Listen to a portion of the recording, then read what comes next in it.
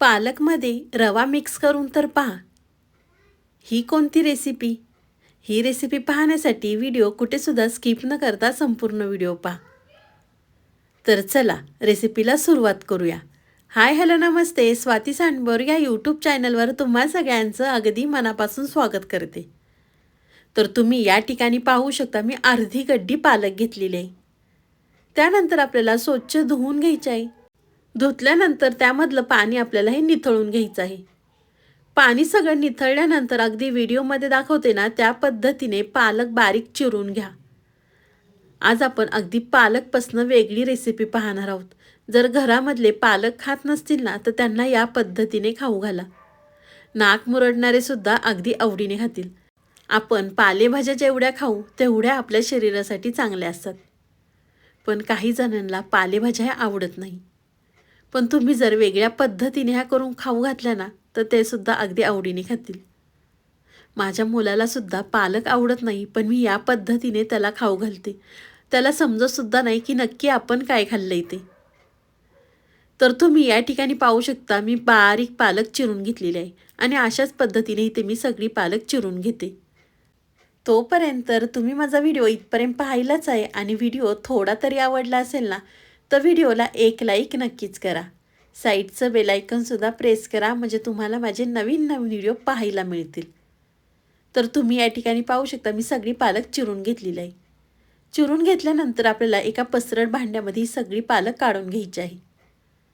त्यानंतर इथे मी एक छोटी वाटी रवा घेतलेला आहे. या ठिकाणी मी बारीक रव्याचा वापर केलेला आहे. तुमच्याकडे जर जाड रवा असेल ना तर थोडासा मिक्सरला फिरवून घेतला तरी चालणार आहे.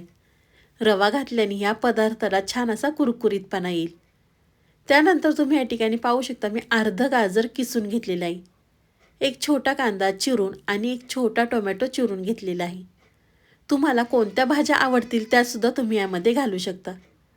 त्यानंतर इथे मी 2 हिरव्या मिरच्या बारीक चिरून घेतल्या होत्या. जर घरामध्ये खूपच लहान मुलं असतील तर मिरच्या स्किप केल्या तरी चालणार आहे. त्यानंतर इथे मी भरपूर चिरलेली कोथिंबीर, अर्धा कप आपल्याला या ठिकाणी बेसन पीठ घालायचं आहे.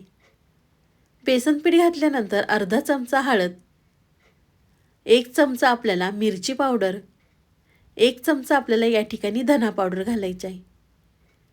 धना पावडर घातल्यानंतर इथे मी 1 चमचा भरून आमचूर पावडर घातलेली आहे.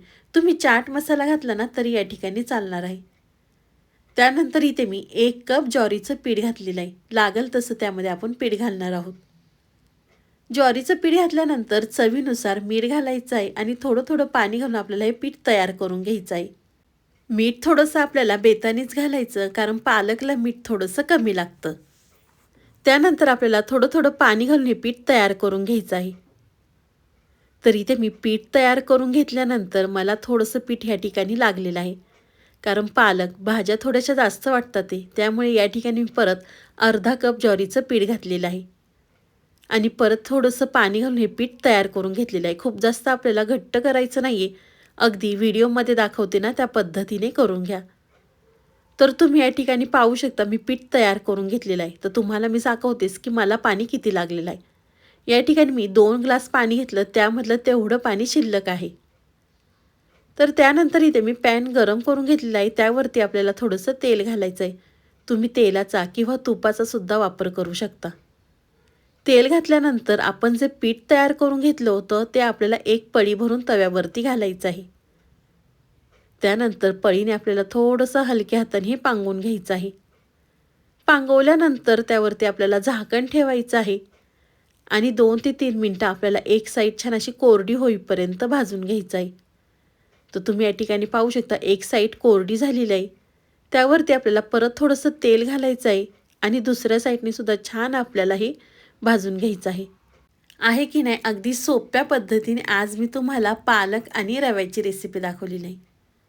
त्यामध्ये आपण रवा घातलेला आहे ना, त्यामुळे हा पदार्थ छान असा कुरकुरीत तयार होतो. तर तुम्ही या ठिकाणी पाहू शकता दुसरी बाजूसुद्धा छान भाजलेली आहे. तर एका साईडला काढून घेते आणि या रेसिपीला तेलसुद्धा अगदी कमी लागतं. तर अशाच पद्धतीने इथे मी दुसरंसुद्धा हे धिरडं करून घेते.